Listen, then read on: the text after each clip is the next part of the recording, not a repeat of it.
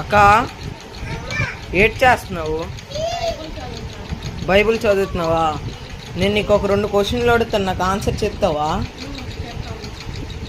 మనము కానుకేస్తున్నాం కదా, మళ్ళీ నా దర్శన భాగం ఎందుకు వెయ్యాలి?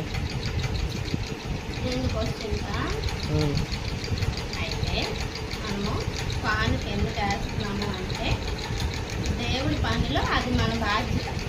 ఏంటి, మనం మంచి పనులు చేయాలి కదా. మంచి పనులు చేయాలంటే కానుక వేయాలి. మనం ఆ కానుక వేసినప్పుడే మనము దాన ధర్మాలు చేసినట్టు అనమాట.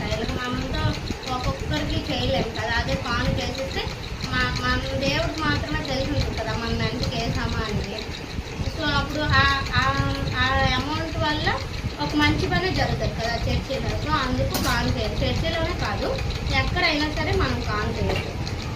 దక్షిణ భాగం ఎందుకు వేయాలి అంటే అది దేవుడు మనకి అప్పచెప్పిన పని అనమాట. అంటే అప్పుడు మనం వేసినప్పుడు అక్కడ ప్రూఫ్ క్రియేట్ అవుతుంది. అంటే మనకి దేవుడి కంటే డబ్బు ఇంపార్టెంట్ కాదు. కొందరు డబ్బుకి ఇంపార్టెంట్ ఇచ్చి దేవుడికి తక్కువ ఇంపార్టెన్స్ ఇస్తారు. కాబట్టి వాళ్ళు డబ్బుని ప్రేమిస్తారు.